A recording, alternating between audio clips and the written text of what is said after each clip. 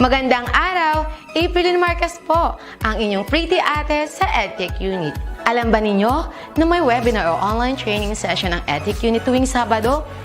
Ang araw na ito ay nakalaan para sa ating mga mahal na kaguruan upang turuan sila ng mga bagong kaalaman at kakayahan sa paggamit ng makabagong software at applications para sa pinaka-epektibong paraan at lubos mapaghusay ang kanilang paraan ng pagtuturo. This is also our refresher session for our beloved teachers to enhance their skills in technology. Every Saturday, we will conduct webinar sessions for teachers about the use, advantages, and relevance of different blended learning software applications. Ang webinar seryeng ito ay magsisimula ng alas 9 ng umaga hanggang alas 12 ng tanghali para sa morning session. Magsisimula naman ng alauna at magtatapos ng alas 4 ng hapon ang afternoon session. You can watch us in our DepEd Edtech Unit Facebook page, Educational Technology Unit YouTube channel, DepEd tayo and DepEd Philippines. Kita-kits tayo tuwing Sabado!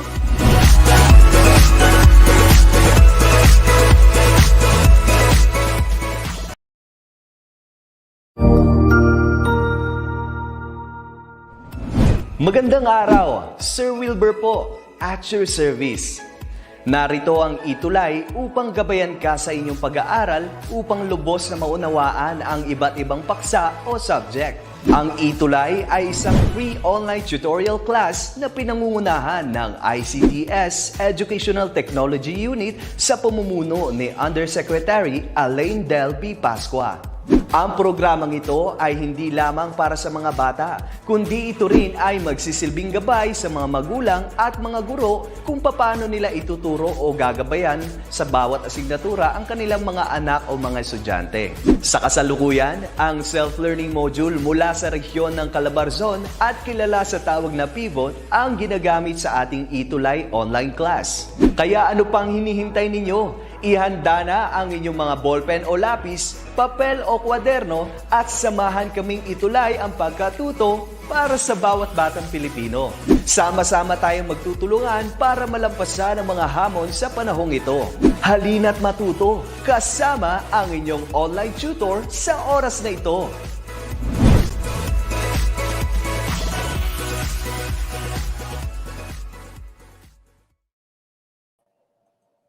Hi learners, I hope you are having an amazing day. This is Tutor Kevin checking in once again sa isa na namang ETUlay online tutorial ngayong hapong ito with the subject of course, Science Grade 9. Kaya ang ating mga minamahal na mga parents ay imbitado ngayong hapong ito para sabay-sabay tayong matuto. Hindi lamang po ang inyong mga anak o ang mga mag-aaral natin, kundi para din po ito sa mga parents, para makasabay tayo sa ating aralin sa grade 9 science. By the way, ladies and gentlemen, ang ginagamit ko pong module ay galing po sa Region 4A Calabarzon at ito po ay tinatawag nating learner's pocket. Okay? But of course, I have a few references po na pwede na isinama ko sa ating aralin ngayong hapong ito. Okay?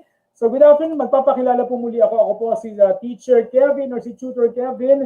Once again for Monday, ETUlay sessions from 2:20 to 3 o'clock in the afternoon. At syempre, ayan, live na live pa rin tayo sa ating official Facebook page ng DepEd Edtech Unit at syempre ng ating DepEd tayo. And of course, aside from official Facebook page, live din po tayo ngayon napapanood sa ating official YouTube channel ng ating DepEd Edtech Unit at syempre sa DepEd TV. At ngayong hapong ito, magsaya lang tayo, mag-enjoy lang tayo sa isa na namang grade 9 ETUlay session. Okay? So handa na ba kayong lahat? Syempre para tayo ay magkaroon ng interaction, I'm inviting all of you na mag-comment sa ating comment section sa official Facebook page and I'll try my best para mabasa po ang inyong mga comments. Okay? Sama-sama at sabay-sabay tayong matuto ngayong hapong ito. Muli, share lang tayo and good afternoon. All right. Ayan. We are now in quarter 4, week 7. Konting kembot na lang at matatapos na natin ang ating quarter 4.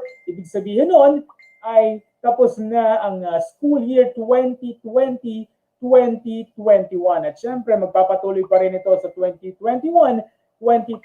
Okay? So napaka-exciting ng topic natin ngayon, lalo na kung mahilig kayo sa mga motor o sa mga tungkol sa sasakyan. Okay? Sige. Quarter 4, week 7. Pero bago tayo pumunta sa ating main topic for the day, ito muna ang ating most essential learning competency na pag-uusapan natin ngayong hapong ito. Okay? Sige. Ang most essential learning competency natin ngayong hapong ito ay, of course, nasa inyo ng screen, explain how heat transfer and energy transformation make heat engines like geothermal power plants work. At ito ay may code na S9FE-4G-45. Okay? Sige, share lang po natin ang ating video para sabay-sabay tayong matuto. Okay? Sige, lalo na sa ating mga grade 9 learners. But before we proceed to our main topic, pumunta muna tayo ngayon sa ating review of past lesson. Direction, you will read each question carefully, then write the letter of your answer. All right? Sige, let's have it. Number 1. First law of thermodynamics deals with A, conservation of mass, B, conservation of energy, C, conservation of momentum, or D, conservation of pressure. You have 5 seconds. Go. 5, 4, 3, 2, 1, and the answer is the first law of thermodynamics deals with letter C, conservation of energy. All right. Now let's have question number 2. All of the following are examples of spontaneous reaction except, is it letter A, going uphill? Is it letter B, melting of ice? Is it letter C, keeping the food fresh from spoilage? Or is it letter D, rusting of iron? Which of the following are examples of spontaneous reaction? Or all of the following are examples except? 5 seconds, go. 5, 4, 3, 2, 1, and the answer here is letter, what could be the answer? Letter A, going uphill, because it requires you to move. All right? Next. Question number 3. How does the water from the deep well move upward? Is it letter A, it occurs naturally? Is it letter B, it uses water heat pump? Is it letter C, it is a spontaneous process? Or is it D, it follows from higher temperature to cooler temperature? Which, or how does the water from deep well move upward? 5 seconds, go. 5, 4, 3, 2, 1, and the answer is letter B. It uses water heat pump. Okay? Next, number 4. All of the following are examples of non-spontaneous process, except for 1, keeping the food fresh from spoilage, going uphill, melting of ice, or breakage of egg. All of the following are examples of non-spontaneous process except letter. What could be the answer here?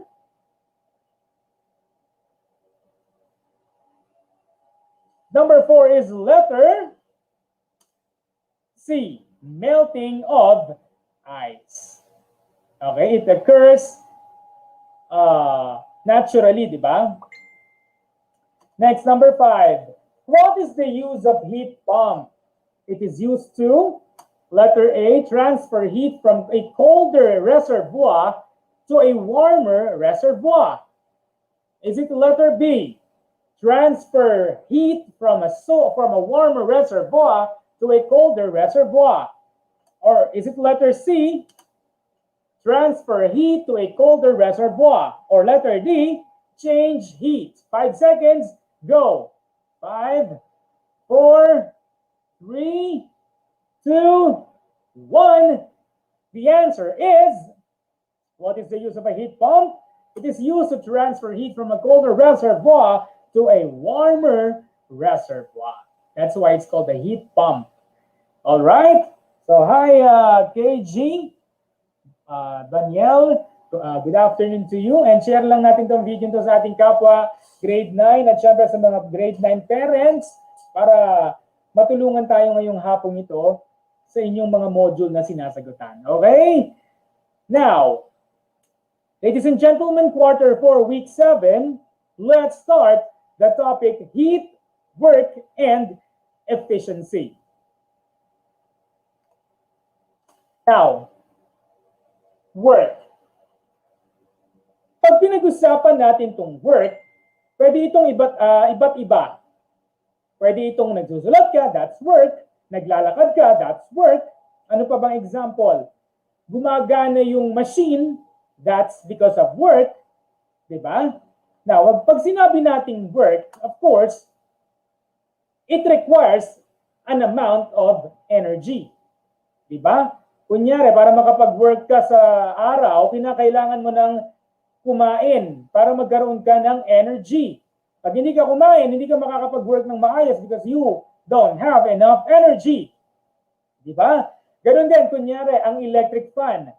Para siya tumakbo, kailangan niya ng either isaksak mo sa plug directly or kinakailangan mong gumamit ng baterya if it is battery operated. Ganun din sa iba't ibang machines, di ba? It requires a certain amount of energy for a work to be done. Now, pag-usapan natin si energy.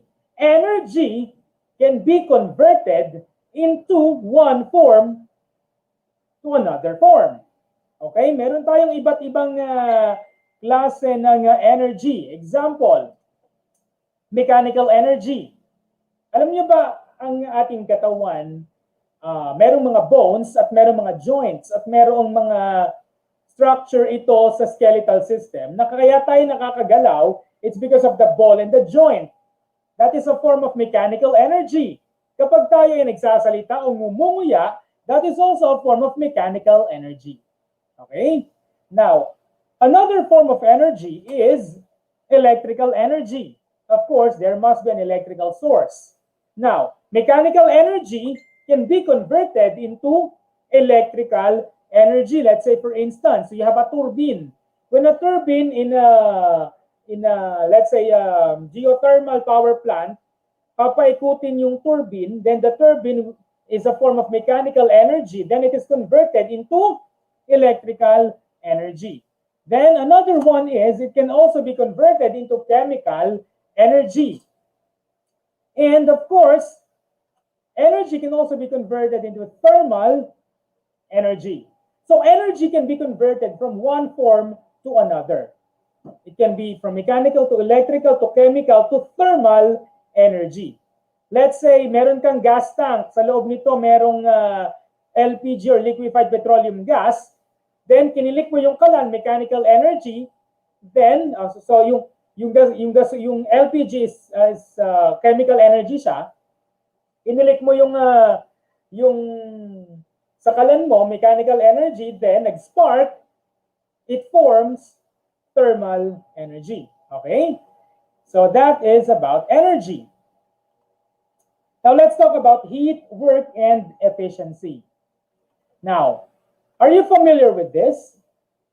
This is what we call as an engine. So if you have like a car, it has an engine. So meron ding motor o meron ding makina ang mga motorcycle. So malinaw tayo doon. Now, bakit natin pag-uusapan ang engine? Okay?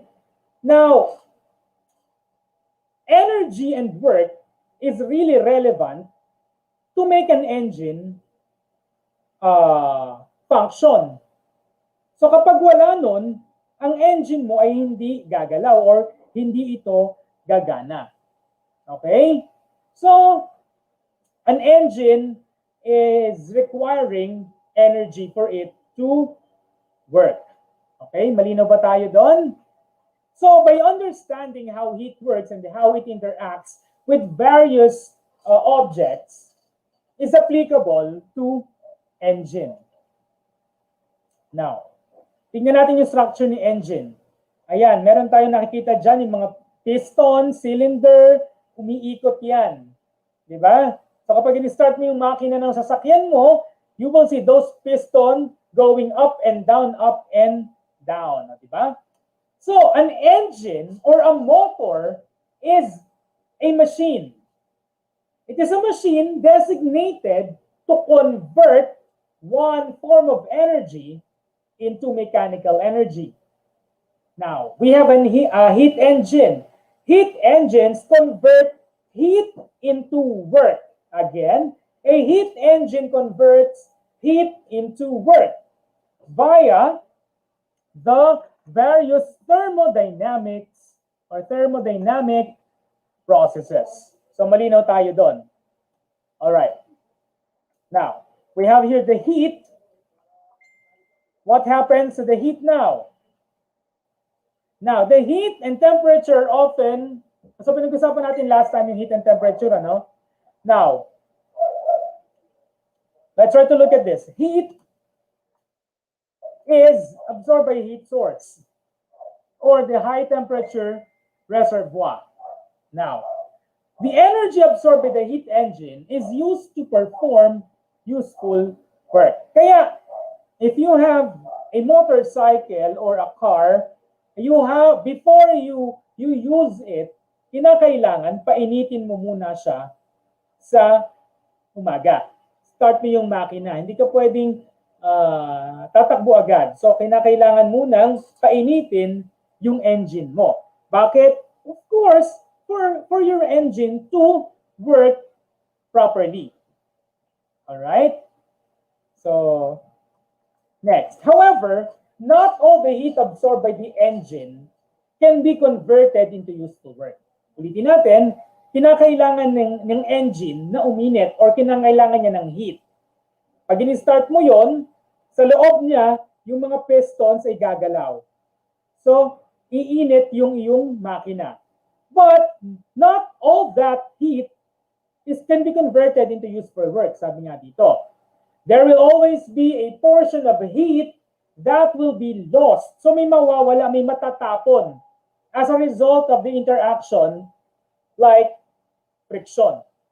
So hindi lahat ng heat ay kinakailangan ng engine, no? So ano nangyayari dyan? This loss of heat is called waste heat. Okay? It's called waste heat. Now, ano namang nangyayari sa waste heat? Saan ito napupunta? It goes to the low temperature reservoir or the heat sink of the heat engine. So, malinaw tayo doon. Now, the energy converted as useful mechanical work is equal to the difference in the heat input from high temperature reservoir and the heat output that was conceived by the low temperature reservoir. And we can equate it as this. Work is equal to heat input minus heat output.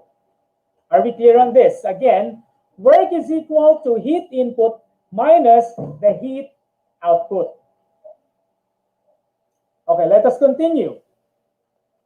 I have here different pictures and let us identify if alin ba dito sa mga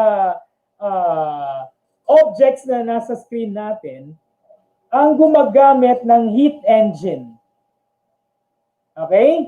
Alin kaya dyan ang gumagamit ng heat engine? Now, let us identify the first one. You have here a truck. A truck, is it using a heat engine? Huh? Applicable ba siya dyan, ang heat engine sa truck? Well, of course, it's a vehicle. Para tumakbo to, kinakailangan ng engine. So, yes or no? Check or cross? The answer is, of course, check. Applicable dyan ang heat engine. Kasi nga, well, meron siyang engine. Next, flat iron. Nakita natin dyan sa picture ay merong plancha. Question. Is it considered that is this object using engine or heated engine or heat engine rather? Applicable ba yan? Yes or no? No, it does not. Okay? Wala naman siyang motor o wala naman siyang makina.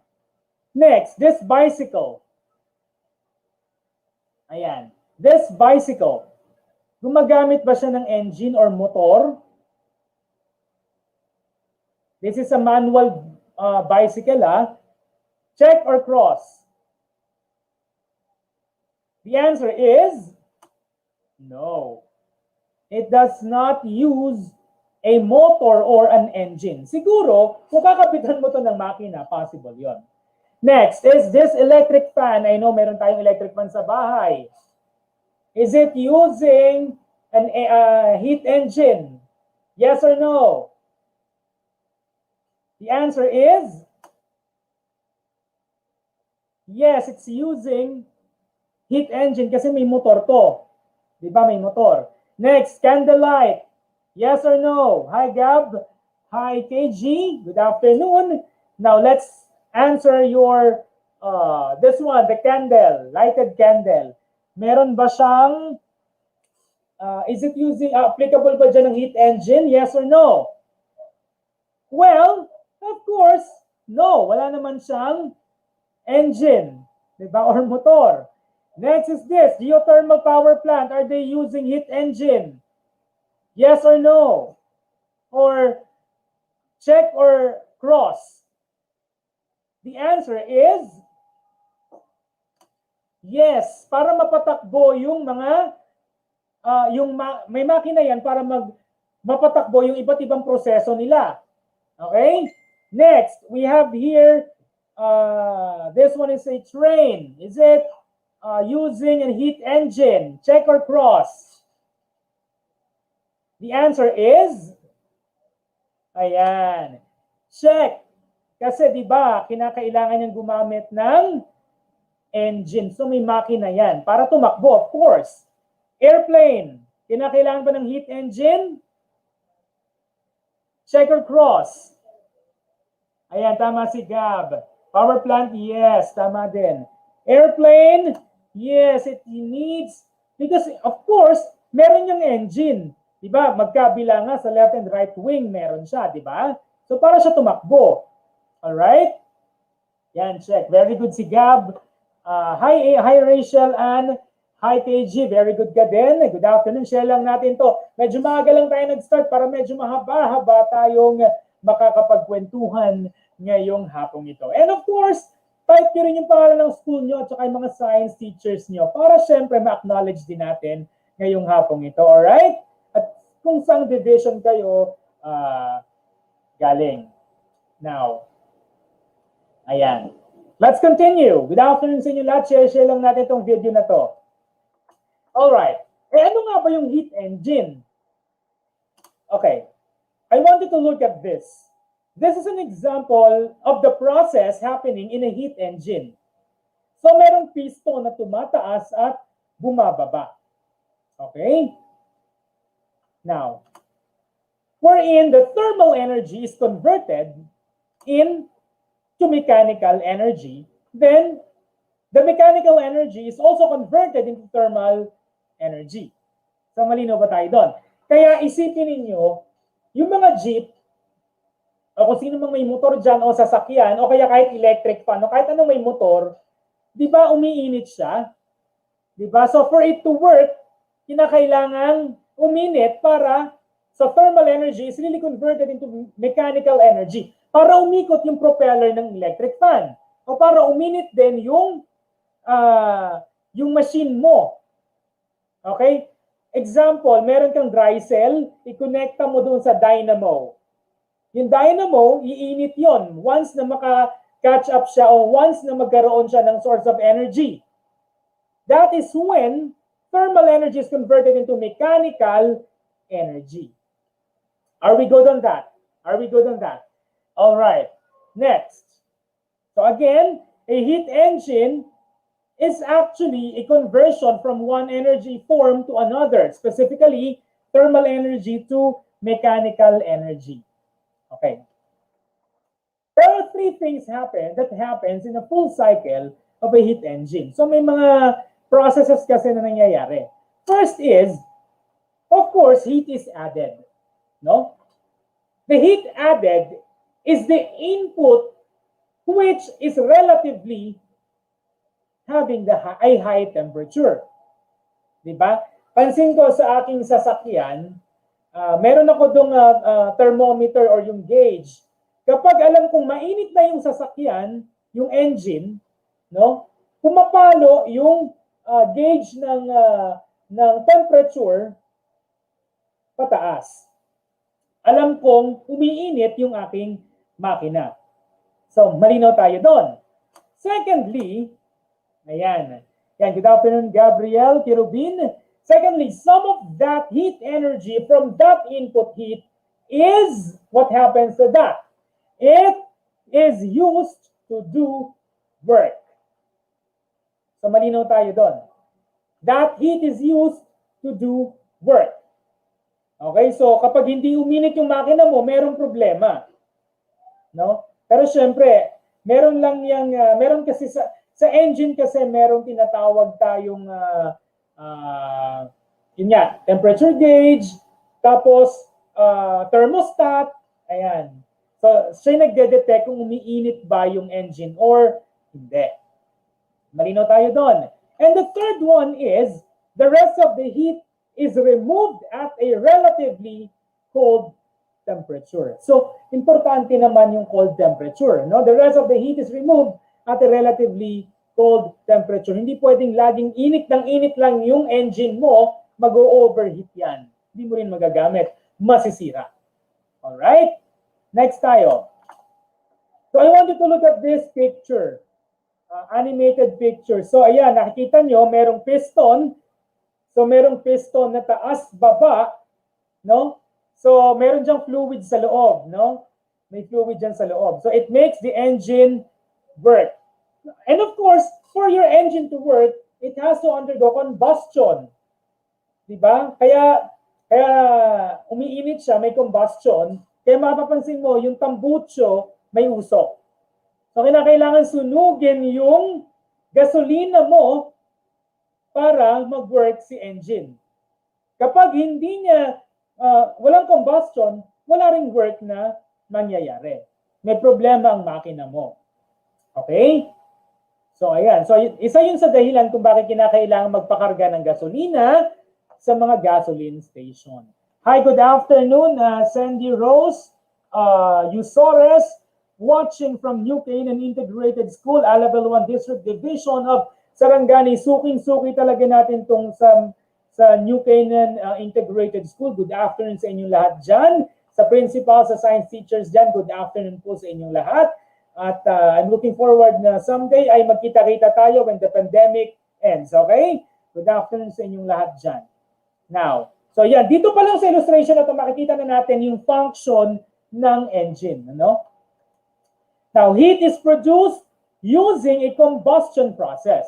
No combustion, no heat. No heat, no work.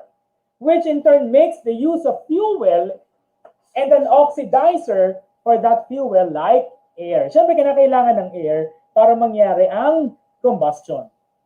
So, nagpa-pump si pistons. Alright? Next natin. So, we have two types of engine. No, commonly, meron tayong internal combustion engine at meron din tayong external combustion engine. Pag sinabi natin internal combustion engine, syempre, meron kang makina. Pag naman sinabi natin external combustion engine, wala, the combustion happens outside. Lalo na yung mga train dati, yung mga steam train, kinakailangan gumamit ng uling. Kahit yung mga barko, wala pa silang engine dati, or may engine, pero kinakailangan gumamit ng uling as the heat source. Ganon din sa mga steam train. Unlike dun sa internal combustion engine na automatic na, pinapainit niya na yung sarili niya para gumana yung engine. So again, commonly we have the internal combustion engine and we have the external combustion engine. So kanina, if the train is steam operated, that's an external engine. So kung wala kang combustion using charcoal or coal, hindi tatakbo yung train. So yan ang ginagamit ng mga dati pang panahon na steam train. So ngayon kasi medyo rare na si steam train, ano? So puntahan natin si internal combustion engine. Of course, basically in the internal combustion engine, combustion happens inside your engine. Okay. Ayan. So burning of fuel takes place, this is not outside but inside the engine. So I'll edit it. Okay, I'll edit it muna. So combustion happens inside the engine, not outside. Kaya nga tinawag na internal combustion engine kasi it is happening inside the engine itself. So ayan. Titignan natin, when we say internal combustion engine, the burning of fuel happens inside our engine. When we say external combustion engine, the combustion happens outside the cylinder turbine or the engine. Kaya gumagamit ka ng source of heat, which is the charcoal. Diba? Sa movie na Titanic, nakita nyo, yung Titanic, merong mga tauhan na nagpapala na nandun sa ilalim na bahagi sa lowest deck ng barko, kung saan merong stock ng uling na pinapala nila, pinapasok dun sa heat source para, of course, tumakbo yung engine ng barko. Okay? So, imagine, napakainit siguro doon sa lugar na yon. Now, ayan. Okay, sabi ni Gab, yung external combustion engine karaniwan sa mga steam engine train po. Need po ng uling. Yes! That's perfect, Gab. So, kinakailangan talaga nun. Okay? Para gumana yung ating engine. So, imagine nyo yung development of technology from external to internal combustion engine. Ayan. So, sa internal engine, you need the power of fuel, of course. Okay? For combustion to happen. Dito naman sa external, you need charcoal. Okay? Sige. Now, sabi dito, most automobiles, so yung mga sasakyan ngayon, are either using diesel engine or gasoline engine. Ang ginagamit ko ay gasoline engine, no? Yung sa iba naman gumagamit yung makina nila, they use diesel engine. Now, hindi pwedeng magkapalit 'yon sa makina, depende sa makina mo. Now, in the case of the gasoline engines, most have 4 cylinders. Yung sasakyan ko, 6 cylinders, no? Each containing a piston. Yun yung tumataas baba. Each piston undergoes a series of movements kung ilan ang piston mo, like this one, 4 pistons, it undergoes a series of 4 movements or 4 strokes. Mabilis yon, yung strokes na yon. Try to look at this. This is the what is inside an engine. You can see there 4 cylinders because this is a 4-cylinder engine, no? Makikita natin, merong piston for intake, no? May cylinder for intake wherein meron yang tinatawag nating intake valve. So ano naman ginagawa niyan? Now, sa intake stroke, the intake valve opens. So nagbubukas yung valve yun sa itaas, yung barbola, no? Allowing the cylinder to receive the fuel air mixture as the piston moves downward. So sa makatuwid, mare-receive nung papasok yung gasolina na may air doon sa intake valve na nandoon sa intake na sa piston na yon, okay? Next, meron tayong compression. Pag sinabing compression, di ba pumasok yung gasolina mo na may air, i-compress niya sa tataas. Kanina, pag nag-intake ka ng gasolina, bababa si piston. Then ngayon naman, sa compression, tataas ngayon yung piston mo. Magko-compress ngayon yung pumasok na gasolina na may air. Look at the molecules there. So nag-compress. Then, ano mangyayari? Meron tayong tinatawag na fuel injector. Si fuel injector naman, or the combustion, or the power stroke, meron tayong tinatawag na spark plug. Si spark plug, no? Si spark plug, of course, magpa-function siya para anong mangyayari?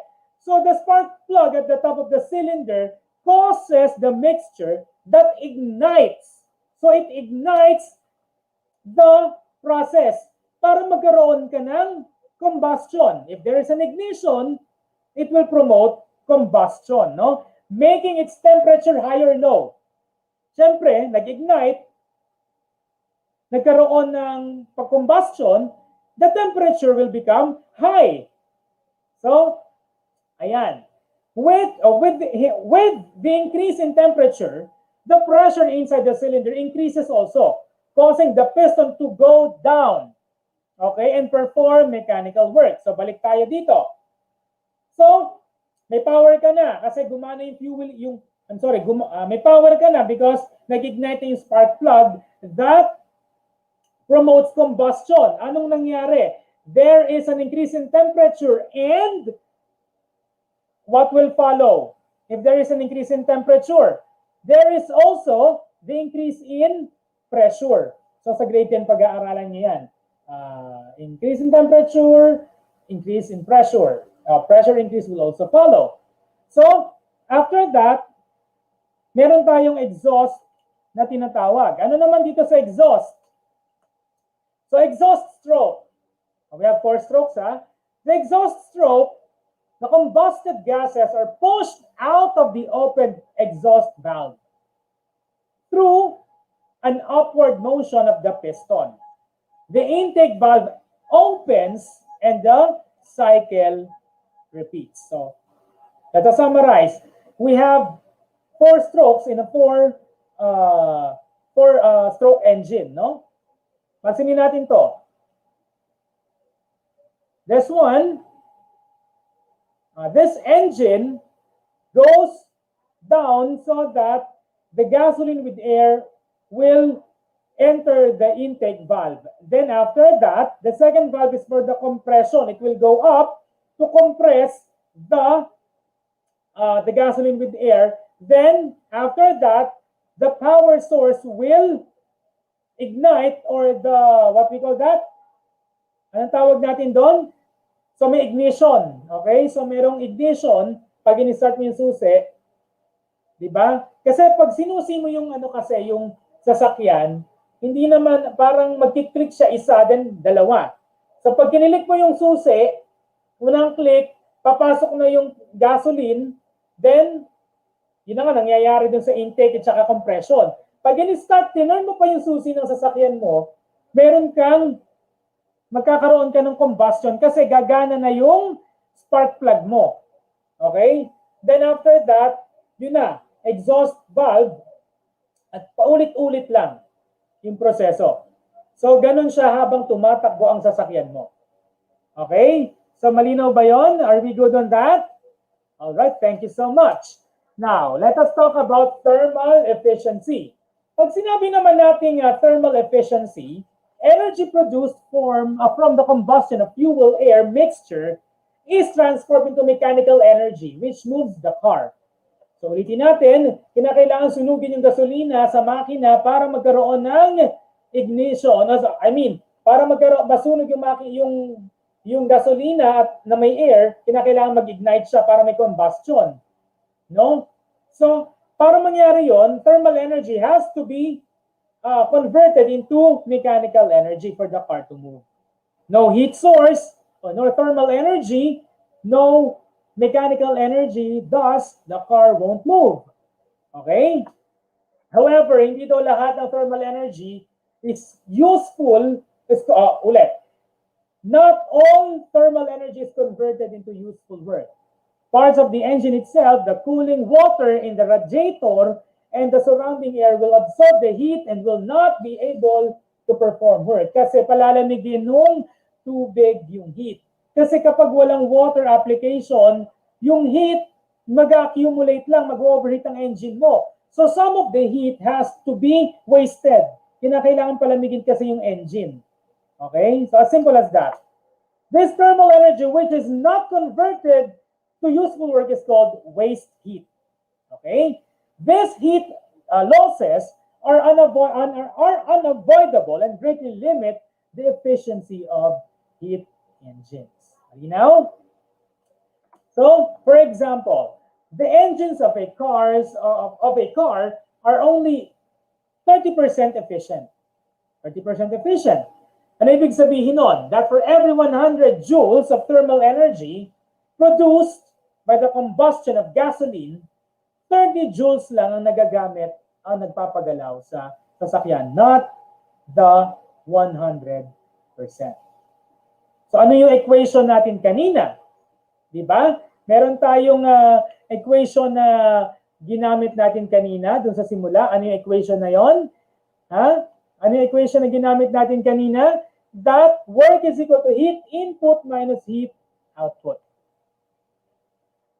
Now, therefore, it is impossible to construct a heat engine that is 100% efficient, which can fully convert all the heat into useful work. So, hindi daw. An engine that converts energy into more work and less waste is said to be more efficient. Alam nyo, ngayon, meron na tayong tinatawag na fuel injected at saka hindi fuel injected na mga sasakyan, ano? Pero sabi nila, maganda daw yung fuel injected. Okay? Now, sabi ni Sadi Carnot, he found out that while it is true that we can express efficiency in terms of work, the efficiency of ideal heat engines depends only on the temperature or temperatures of the hot and cold reservoir. So it matters. According to him, an engine operating between two reservoirs of a higher temperature difference is more efficient than an engine operating between reservoirs of nearly the same temperature. So it should vary. Okay? So malinaw. Now, it is computed as this. Work efficiency is calculated as efficiency equals work done divided by heat input times 100%. So, but since work is just an input heat minus the exhaust heat, the equation becomes efficiency equals the energy added to heat minus the energy removed to heat. Good afternoon, Andelin from San Salvador High School, Masinloc District Division of Zambales. Good afternoon sa'yo, dear. Ayan. Times 100. So efficiency is equal to QH minus QC divided by QH. It times 100 equals 1 minus QC over QH times 100. Where QC is the energy removed by heat, energy in cold reservoirs. Okay? QH naman is the energy added by heat, energy added by heat, or the energy in hot reservoir. Pag QC, this is the energy in cold reservoir, malamig, nalalagyan. Pag naman QH, energy in hot reservoir. So the equation now is efficiency is equal to 1 minus QC divided by QH times 100. The equation for efficiency can also be modified to use temperature measurements. Kasi nga, sabi natin, of course, temperature is another variable here. So we can equate it as efficiency is equal to 1 minus temperature or absolute temperature in cold reservoir divided by the absolute temperature in hot reservoir times 100. So, pwede nyo picturean tong slide na to para malinaw. Para may guide kayo. Okay? Sige. 5, 4, 3, 2, 1. Okay. Now, let's have a sample problem. What is the efficiency of a gasoline engine that receives 193 joules of energy from combustion and loses 125 joules by heat to exhaust during one cycle? One cycle lang, ha? So, anong mangyayari? Let's have the given. So, we have the following given. We have the QC and our QH. So, the Q sub C, again, what is Q sub C? Ano nga yung ibig sabihin ng ating Q sub C, ladies and gentlemen? Pag sinabi natin Q sub C, this is the energy removed by heat or the energy in cold reservoir, while Q sub H is the energy in hot reservoir. So our QC is 125 joules, while the QH is 193 joules. Okay, bakit 125 joules yung Q sub C? Because it is after the combustion. Okay? The energy from combustion that loses into 125 joules by heat to exhaust during one cycle.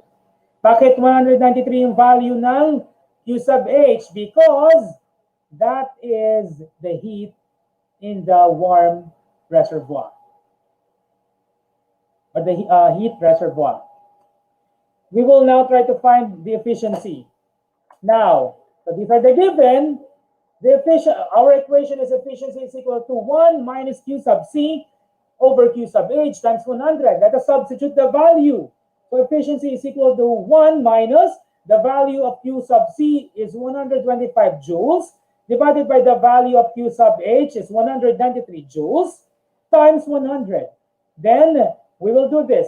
1 minus the quotient of 125 joules and 193 joules, then we will multiply it to 100. So let's try to compute. Okay, so 125 joules divided by 193 joules. Okay, then the quotient to that will be multiplied to 100, no? So, what is the answer? The answer is 35.23 joules. Okay? So, ayan. Next natin, suppose a steam engine receives steam at 600 Kelvin. So, the unit here in temperature is Kelvin, no? The engine uses a part of this thermal energy for work.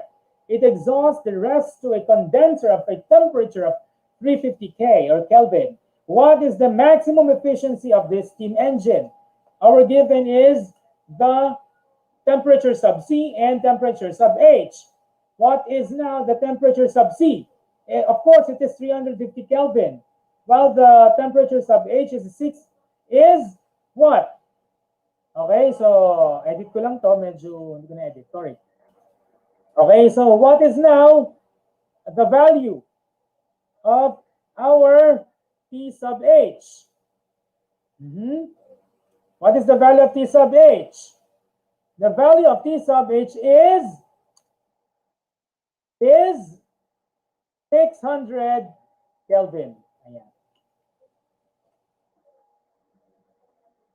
So, ayan. We will find the efficiency. Of course, our equation is efficiency equals 1 minus T sub C divided by T sub H times 100. So parang kanina lang. So we substituted the values. So efficiency is equal to 1 minus 350 Kelvin divided by 600 Kelvin. The answer to that will be multiplied to 100. Okay? So what will be the answer?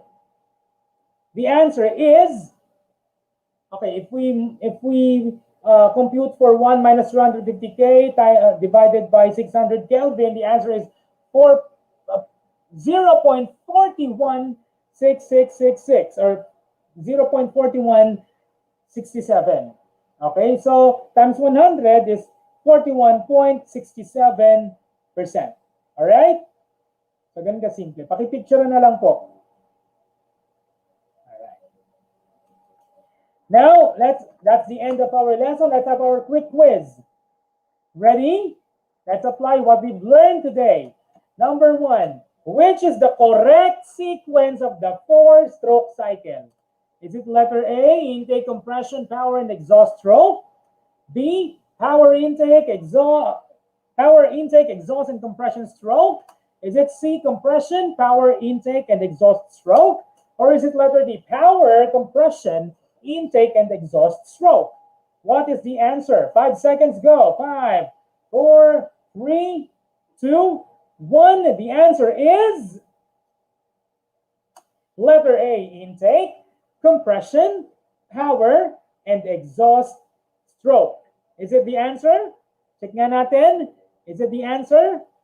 Intake, compression, power, and exhaust. All right. That is the answer. Next, number 2. What is the function of heat engine? Ano namang function ng heat engine?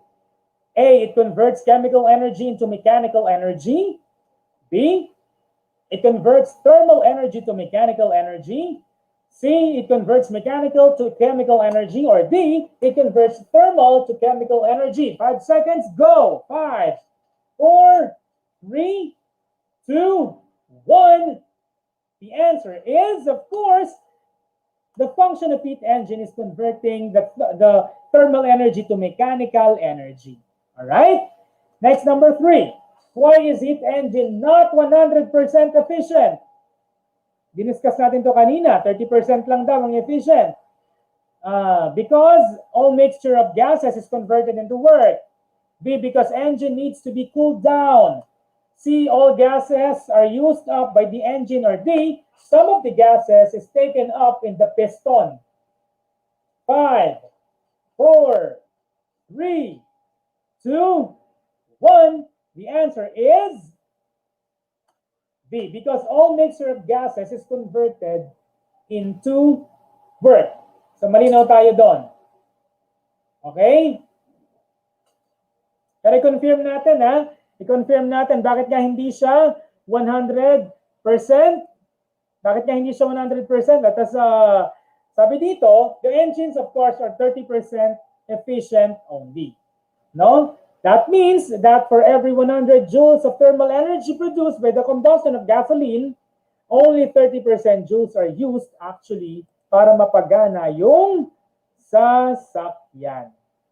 Okay? So, that is the answer. 4. What causes thermal energy? Is it A, exhaust of different vehicles? B, exhaust from different industrial engines? Is it C, degradation of water? Or D, all of them? What is the cause of thermal energy? 5, 4, 3, 2, 1. The answer is all of them. Okay? Next, number 5. What is the function of the spark plug? A, the spark plug ignites the mixture, making it temperature high. Its temperature high. B, the spark plug pushes the piston down. Is it C, the spark plug pushes the piston up? Ay, nagkabaligtad tayo. Let us confirm this one. Okay, edit ko lang, ha. Sorry, nagkabaligtad si Teacher Kevin. This is C. And this is B.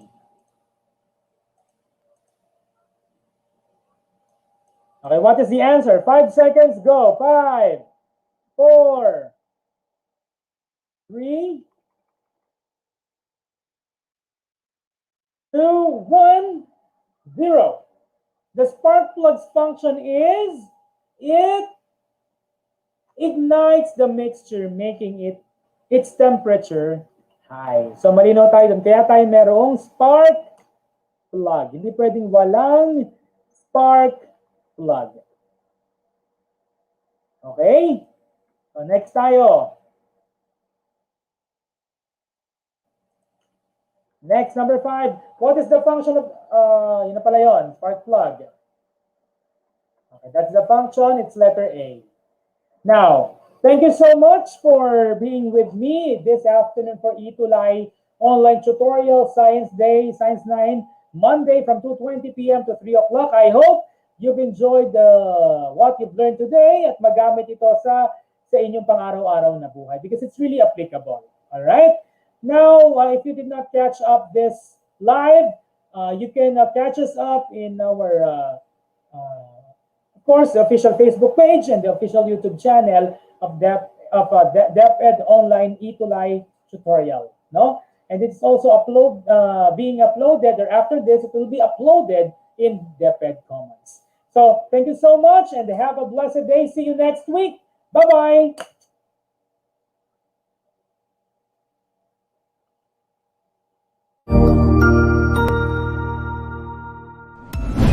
Sigurado ako na marami ka na namang natutuhan sa ating ETUlay tutorial session ngayong araw.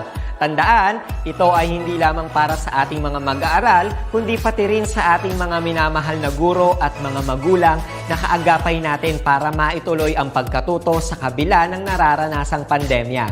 Patuloy ding sumubaybay sa DepEd TV para sa mga araling ginawang video episodes. Mapapanood ito mula Lunes hanggang Sabado, alas 7 ng umaga hanggang alas 7 ng gabi sa inyong mga telebisyon.